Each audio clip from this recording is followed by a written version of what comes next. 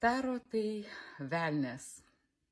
Yra tame tiesos, ką žmonės sako, bet greičiausiai ir dažniausiai pats žmogus sakydamas visiškai ne tą prasme įdeda.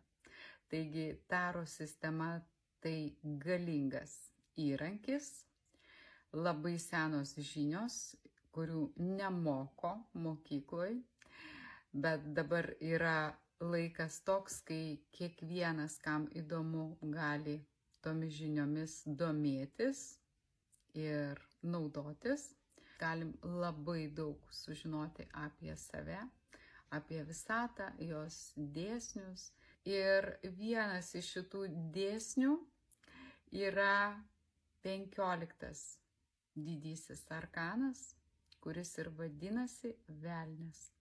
Tai labai galingos gamtos jėgos, kurių pats žmogus nekontroliuoja. Kaip tu gali sukontroliuoti stipriai pučiantį vėją arba ryškiai šviečiančią saulę.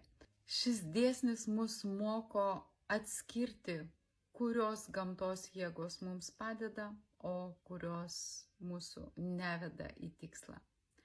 Tai taro sistema velnias iš dalies taip, tai galingas žinių šaltinis, kuris moko pažinti save, išmokti naudoti šitom žiniom.